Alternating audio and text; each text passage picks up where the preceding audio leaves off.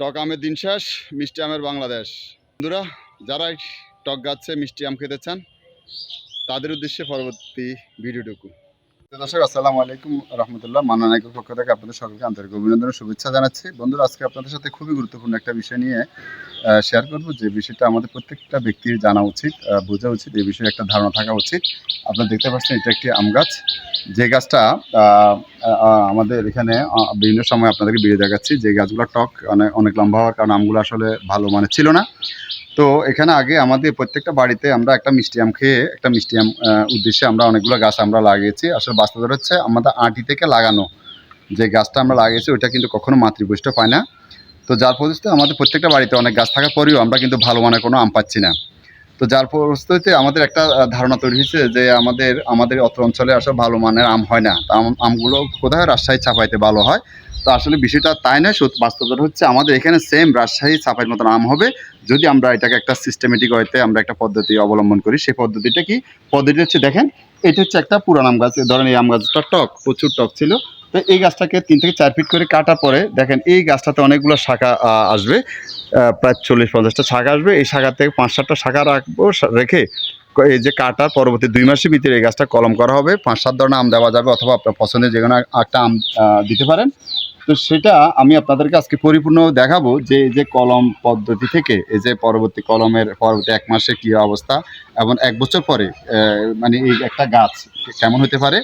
এবং কলমের 2 বছর আমি আপনাদের আগে একাধিকবার বলেছি যে কলম করার পরবর্তী 2 বছরে চমৎকার আম ধরবে।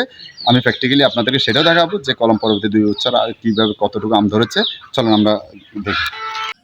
জি বন্ধুরা, গাছটি কাটার পরবর্তীতে 2 মাসে এই যে দেখতে পাচ্ছেন, এই যে এইভাবে অনেকগুলো শাখা আসবে। সেই শাখাগুলোতে আপনার চাইলে এক গাছে একাধিক প্রজাতির আম, অথবা আপনার পছন্দ যে কোনো একটা আম, ব্যানানা, হাড়িভাঙ্গা আম, রূপালী বা যে কোনো একটা আমের কলম করার মাধ্যমে এই জাতটুকু পরিবর্তন হয়। এবং কলম করার পরবর্তীতে 1 মাস বা 2 মাসে কোন পর্যায়ে আসে সেটা পরবর্তীতে আমি আপনাদের দেখাচ্ছি।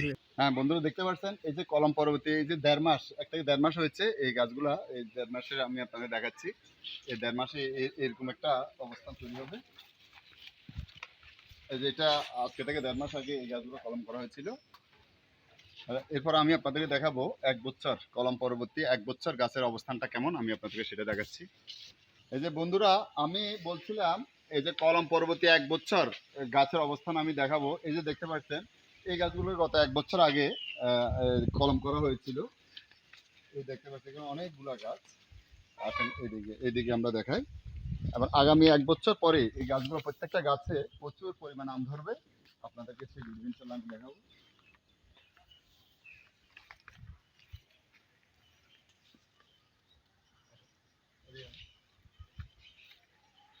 এই যে দেখতে পাচ্ছেন জাস্ট 1 বছর এগুলো বয়স। এখানে অনেকগুলো চতুর্পাশে অনেকগুলো গাছ আছে। এর পরবর্তীতে আমি আপনাদেরকে দেখাবো কলম পরবর্তী 2 বছর গাছ, যে গাছগুলো আম ধরেছে। তো আপনারা আগে বলছিলাম কলম করার পরবর্তী 2 বছর ভিতরে আম ধরবে ইনশাল্লাহ। চলেন আমরা। এই যে বন্ধুরা, আমি আপনাদের বলেছিলাম যে কলম পরবর্তী 1 বছর গাছের অবস্থান গিয়েছিলাম, বলেছিলাম যে কলম পরবর্তী 2 বছর গাছের যে আম ধরা অবস্থায় দেখাবো। আসুন আমরা দেখি। এই যে দেখতে পাচ্ছেন, ওয়াও, এই যে কলমের এই যে 2 বছর আগে এই গাছটা কলম করা হয়েছিল। এইভাবে এটা আমি কি একই গাছের দুই ধরনের ফলন নাকি? হ্যাঁ, এটাতে 2 ধরনের ফলন আছে।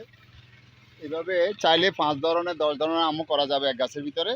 তো আমার একটা ধারণা দিতে পারি যে একটা গাছে দ্বিতীয় বছরে কি পরিমাণ দেখেন। এটা যদি আমরা দেখি এই বছর তো আমের ফলন বিপর্যয়। তারপরে 30 থেকে 40 কেজি আম এই গাছটাতে আছে। তো যখনই ভালোভাবে যদি যে আবহাওয়া যে বছর ভালো থাকবে 50 থেকে 60 কেজি আম নেওয়া সম্ভব।